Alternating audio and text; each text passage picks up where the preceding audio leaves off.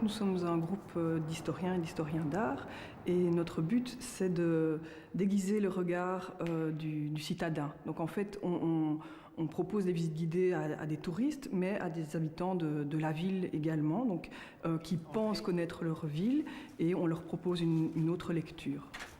Ah, bonjour, très heureux de vous accueillir dans le local musée des arbalétriers du Grand Serment Royal et de Saint-Georges des arbalétriers de Bruxelles. En fait, ici, on est dans les sous-sols de l'église. Alors, vous êtes effectivement dans les fondations de l'église. Donc, l'église Saint-Jacques-sur-Coudenberg est ici au-dessus. Et vous êtes dans le local qui, dans le fond, a servi sans doute à l'entreposage des bois de chauffage pour l'église et également, pendant toute une période, de réserve pour les hôtels de maîtres qui se trouvaient situés à l'impasse du Borgendal. Mais ce qu'on sait, c'est qu'en 1900, il y avait ici un loueur de fiacres.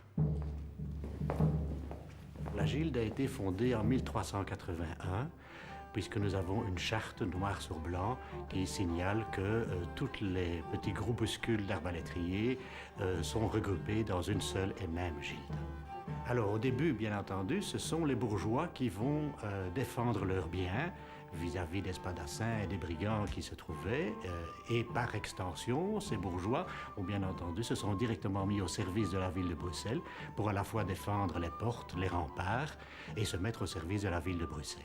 Et ici, c'est juste un musée ou vous tirez aussi l'arbalétrier? Alors, bien entendu, la grande caractéristique des arbalétriers actuels, c'est qu'ils allient à la fois le sport et l'histoire.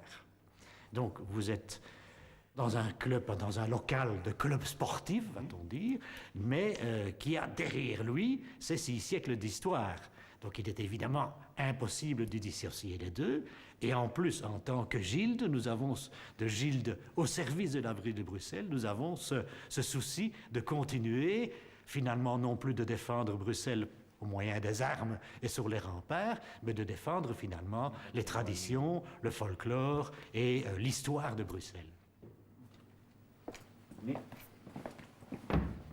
Notre local est ouvert principalement pour des groupes qui désirent passer un bon moment de convivialité, où on donne bien entendu une petite conférence avec projection sur l'histoire et l'influence des gildes armées de Bruxelles, et puis ils peuvent voir des démonstrations de tir et bien entendu passer au bar après, ça va de soi.